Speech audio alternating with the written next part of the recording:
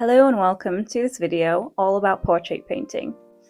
I find painting people a little bit of a challenge, so if you struggle with painting portraits then you are not alone.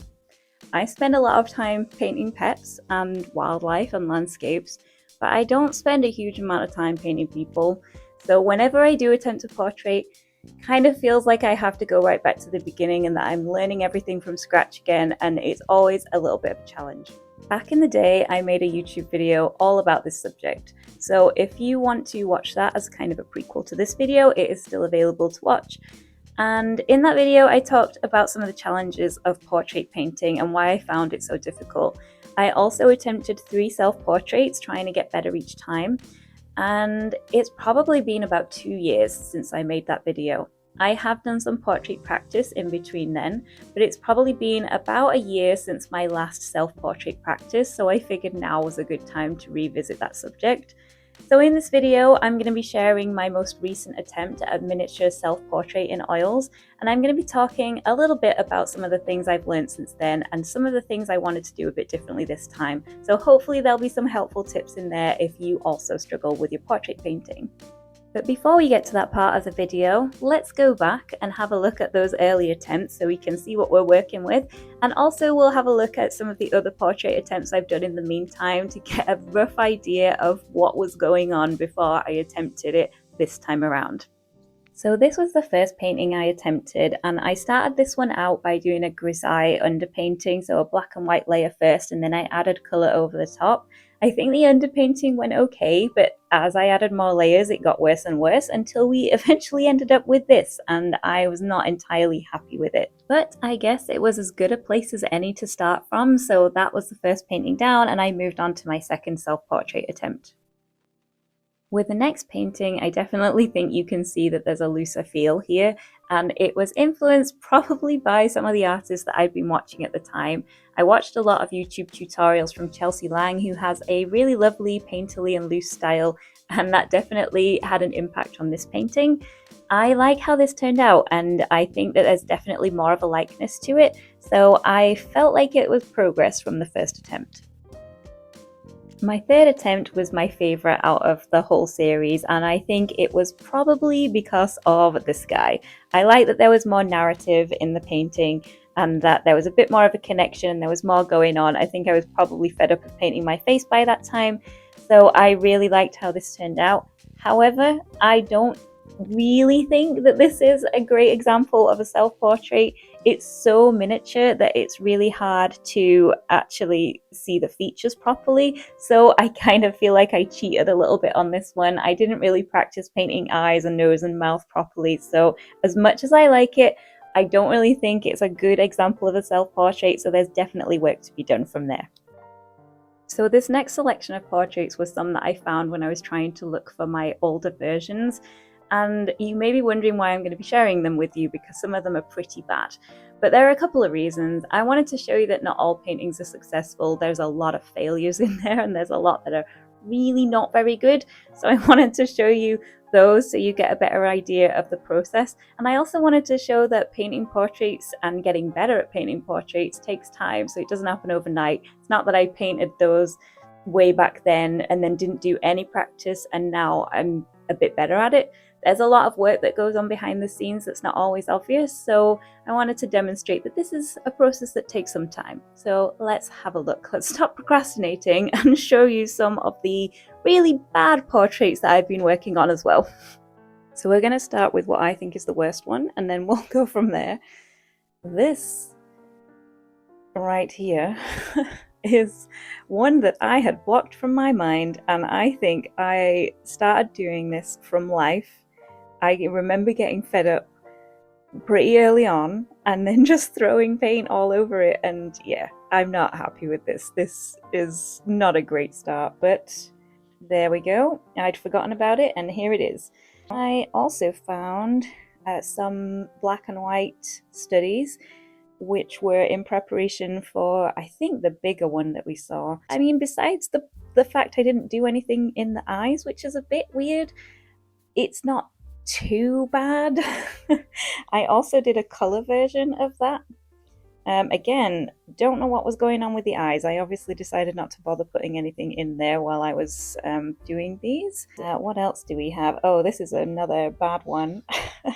So this one right here obviously was using a different reference photo, and yeah, don't really have a lot to say about that.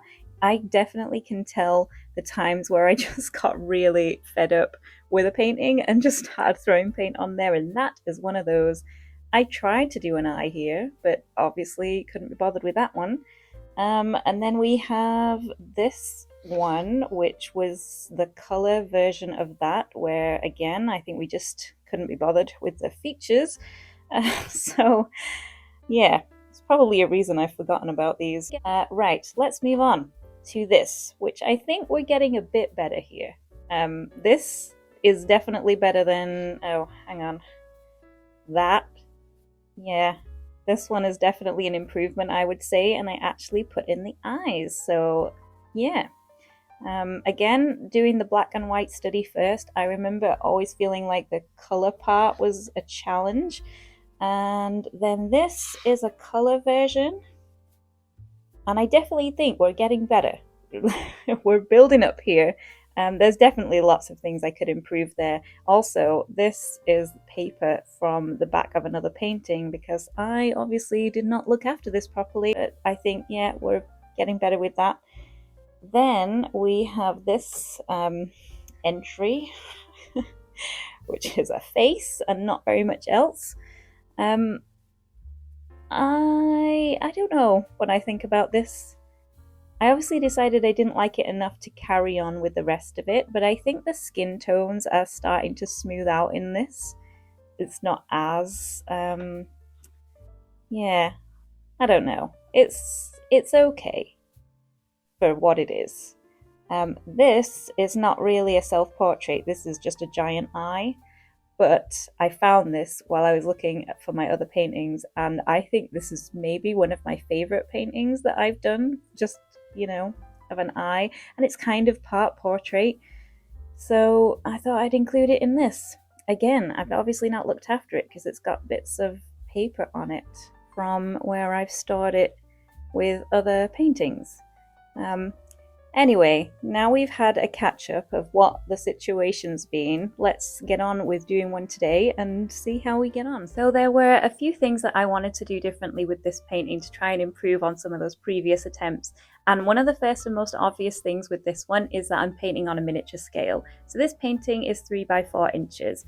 And the very simple reason that I decided to do that is just because I like to paint in miniature, and that is it. That's as complicated as it gets. I prefer painting on a small scale, so that's what I'm going to do. Obviously, that's not going to be overly helpful if you don't also like to paint on a small scale, but I guess a more helpful tip would be try and paint in a way that you are most comfortable with. So painting portraits for me is already a bit of a struggle, so I don't want to make things more difficult for myself by painting on a large scale and having to fight against that as well. So I'm painting small because I enjoy doing it that way, and so the only thing I should have to struggle with is the actual portrait part itself. So if you really like to paint in a particular style or at a particular scale, then paint in a way that works best for you. And then the only thing you really have to concentrate on is the portrait itself, so you are not setting yourself unnecessary extra challenges. Another thing I decided to do a little bit differently this time was to use a grid and to sketch out my painting first with a pencil before I actually added any paint to the paper. And the reason for that is because I wanted to make things a little bit easier. Using a grid just means that I'll be able to get my proportions right. I know that everything is the right size, everything's in the right place. So the only thing I really need to be working on is the actual painting itself. And for me, the painting part is the most challenging part. I get a lot of practice of freehand painting when I work on other subjects, so I don't particularly feel like that's a challenging area for me. So I'm going to cut out that section. I'm going to sketch things using a grid, and then I'm going to paint over the top of that so that all I really need to concentrate on is getting the actual painting accurate. I think one of the things that I've realized through this process is that you can split down your practice into different sections. You might want to practice sketching, but it doesn't mean that you have to do it all in one go. You could do it this way to begin with and do a grid to help you to start out. And then as you get more comfortable and confident painting portraits this way, then you can start doing things freehand. You don't need to rush and do everything all at once. There's nothing wrong with just doing something a little bit at a time, and you might actually find that that's an easier way into portrait painting. So for the actual painting itself, one of the big things I wanted to do differently this time was just work on simplifying the whole process. And that's quite a large subject to cover, so I'm going to break it down into the different areas that I wanted to simplify, and we're going to start out by talking about the actual style of the painting itself. Now, this, you will notice, is not going to be the most technically proficient painting you are ever going to see. I'm going to make a lot of mistakes with this painting, and I am not going to be painting in a particularly pretty style. I'm going to be painting in a way that makes sense to me, and that involves this kind of haphazard approach of just painting one section at a time until I feel like it's complete and then moving on to the next section. And the reason that I'm doing this is that in the past, when I've worked on portraits, I feel like I get a little bit caught up in trying to achieve a particular style. I think it's a classic case of trying to run before you can walk, trying to achieve that really loose, painterly feel that I admire so much in other artists' work before truly understanding how the basics work. So I didn't want that to happen this time. I didn't want to concentrate so much on the brushwork that I forgot to concentrate on actually creating a sufficient portrait. So I'm ignoring brushwork. I'm not trying to make this look super pretty, and I'm not trying to make it look super painterly. That's something that I'll be able to work on in the future. But right now, I just want to create a painting that kind of looks like a person. You will notice that there's a recurring theme throughout all of these tips and all of these changes that I'm making, and that is all about the fact that you don't need to do everything in one go. I would like to make painterly paintings in the future. I would like them to have slightly more style to them, but right now, if I try and do that with this painting, it's going to overcomplicate things and I'm going to make a mess. So I just want to concentrate on creating something that vaguely resembles me, and then in the future I can revisit this subject and try and improve on the style of things once I have a better grasp of the basics. The next thing I wanted to simplify was the colour. Now, I think there's quite a lot of colour in skin tone. When I have a look at my own skin tone, I can see reds and oranges and yellows. There's some blues and greens and even violets and pinks in there as well. And so in the past, I've always tried to include that variety of colour in my paintings, and it hasn't really gone very well. I think the idea of including the colour is a good one. I like those extra splashes of colour. I think it makes a painting look a little bit more realistic and a little bit more interesting, but the implementation of the idea was always the bit that I kind of failed at. I would make the colours a little bit too vivid, the chroma would be too high, and the skin would end up looking either very unhealthy or very bruised, which was obviously not the look I was going for. So this time around, I decided to make a really basic skin color that was kind of this peachy pink coloration. And I used Naples yellow for this, along with some cadmium red and a little bit of raw umber, some blue and some green to tone it down where necessary. And I made certain variations of this color. So I made it a little bit lighter by adding in more yellows and whites, and I made a slightly darker version as well. And I just used that gradient to do the majority of this portrait. Occasionally I would mix in another color to make it a little bit more interesting, but for the most part I was just using those very basic tones and concentrating on just putting the darker shades in the shadowy areas and the lighter shades in the areas where I wanted highlights. And it really just simplified the whole process, which was really the point. In the future, I would like to add more colour into my paintings. I do think it looks better and more interesting the more colour is in there, but I knew if I tried to do that this time around, I would overcomplicate things and I would make a little bit of a mess of the painting. So I think keeping things simple and trying to just have a really basic skin tone selection for your painting to begin with can be a nice way of easing yourself into portrait paintings. And once you feel comfortable doing that, then you can start to incorporate a little bit more colour to improve the interest of your paintings and to improve the overall look. The next thing to simplify were the values. This is another area that I used to struggle with quite a lot. I would always make my shadows way too dark, And so it was really difficult to make those transitions between the darker areas of the face and the highlights look more natural. They always ended up looking pretty messy and not really like a real human face. So I wanted to improve that this time by compressing the values a little bit and just trying to reduce that contrast. I made the shadows a lot lighter so that there's not a huge difference between the shadow side of the face and the brighter side of the face. You should hopefully still be able to see a gradient. I think it works best in this painting across the forehead. You can see that on one side it's a lot lighter than the other, but it should look like there's more of a natural transition from that shadowy side to the brighter side, and that it doesn't just happen in a really clunky way, or there isn't just a harsh line between the shadow and the highlight. I think I maybe compressed them a little bit too much. I probably could have pushed the shadows a little further. In my reluctance to make the shadows too dark, I think I probably kept them on the lighter side, and we definitely could have gone a little bit darker with them, but I do think it works better than some of the previous paintings that I did, so it's a step in the right direction. And as the title of this video suggests, practice makes progress. Okay, so moving away from the idea of simplifying things, the next thing I wanted to change with this painting was I wanted to avoid having to go over areas repeatedly if I made mistakes. I wanted to try and paint an area and get it to as good as I felt I could get it, and then I wanted to leave it alone. And that's just because sometimes when you make a mistake and you try and go over it, you end up making a bit of a muddy mess.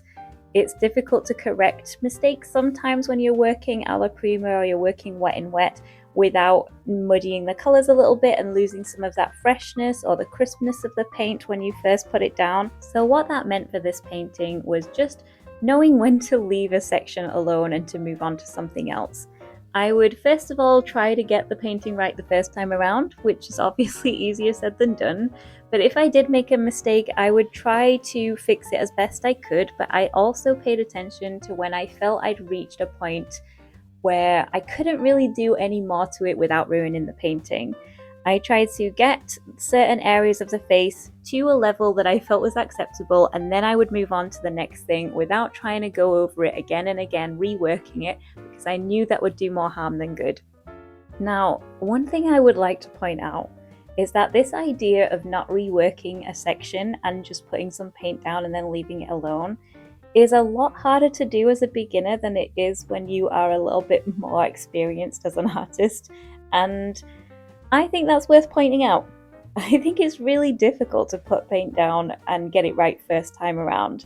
You have to know the exact color that you're going to need, you need to know the value, you need to know if the brush stroke is the right one to use, and that comes with experience. It's not always very easy to do that when you're a beginner. So I think this idea of not reworking sections is definitely a lot harder to do in practice when you're just starting out. And so if you are a beginner oil painter, then just be patient with yourself. If you do have to rework a section, then I think that's completely normal. Or if you are struggling to get it right the first time around, that is definitely understandable. That will come with time, and you're only going to learn by reworking some of these areas. So sometimes you are going to make a bit of a muddy mess, but hopefully you're going to learn through the process. One thing that might help you if you're struggling with reworking an area or you've made a mistake and you don't quite know how to fix it, you could work with thinner layers of paint to begin with. So if you do need to go over a section, it should be a little bit easier to put paint over the top of a really thin layer than if you had gone in with a really thick layer of paint to begin with. Another thing that you could do is wait until it dries and then do another layer over the top of that, knowing that it's not going to mix in with that previous layer. If you're working in layers, that's obviously a lot easier than if you're trying to do an alla prima portrait. Or another thing you could try is you could just scrape back that area. So instead of trying to go over it and potentially muddying your colors, you could just use a palette knife and scrape away the paint from that section and then just try and do it again, avoiding the mistake that you made the first time around, or at least attempting to. It's not always easy to correct it straight away. As we're nearing the end of the painting, I thought I would summarize by bringing us back to part of the title of this video, which is that practice makes progress. I think that that's a much better saying than practice makes perfect. And I wanted to bring it up because Despite the fact that I have practiced quite a bit since my first video on this 2 years ago, maybe not so much in terms of practicing portrait painting, but I've definitely practiced regular painting since then. Despite all that practice, there are still areas of this painting that I'm not that happy with. I think the eyes are a little bit odd. They're maybe too far apart. The face shape's not completely right, and the features could do with a little bit of work, and the shadows could be a bit darker. So there's lots of ways this painting could be improved. And if I'd have done this a few years ago and put all of this work and effort into a painting like this, I would have been a bit disappointed getting to the end of the process, only to feel like it wasn't quite right and there were loads of things that I wanted to fix about it. When you've put in a lot of practice, sometimes you feel like you should be able to paint perfectly, and you are a little bit discouraged if that is not the case. But practice makes progress, and progress takes time. Sometimes we can get so caught up in all of the things that didn't go well in a painting that we forget to notice the things that actually worked. And when I compare this side by side with the painting that I did right back at the beginning of this process 2 years ago, I can definitely see an improvement.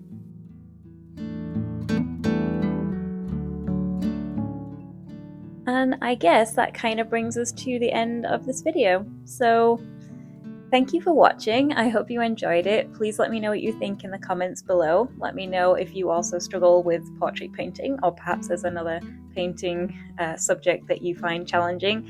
It's always lovely to hear your feedback, so please leave a comment. Give this video a thumbs up if you like it, and I will see you next time.